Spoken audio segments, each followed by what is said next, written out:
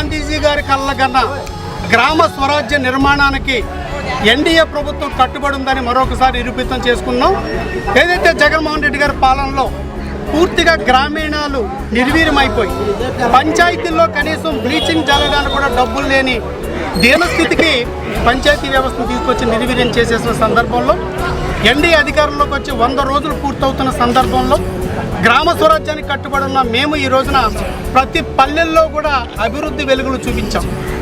ఏదైతే గోపాలపురం నియోజకవర్గ పరిధిలో ఉన్న 85 గ్రామ పంచాయతీల్లో 85 పంచాయతీలకు కూడా అభివృద్ధి పనులకు అంకురార్పణ చేసి శంకుస్థాపన చేసుకుంటూ వెళ్తున్నాం.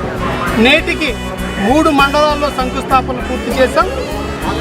రేపు ఎల్లుండ 4వ మండలం కూడా పూర్తి చేసి 85 పంచాయతీల్లో కూడా అభివృద్ధి కార్యక్రమాలు ప్రారంభమైంది.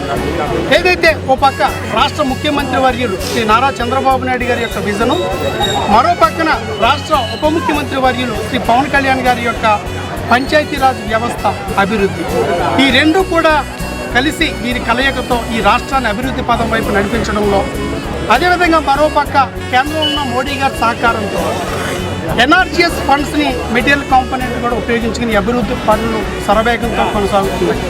ఈ గోపాలపురం నియోజకవర్గంలో 21 కోట్ల రూపాయల అభివృద్ధి పనులను 85 పంచాయతీల పరిధిలో చేయబోతున్నాం. ఇది గ్రామ స్వరాజ్యం.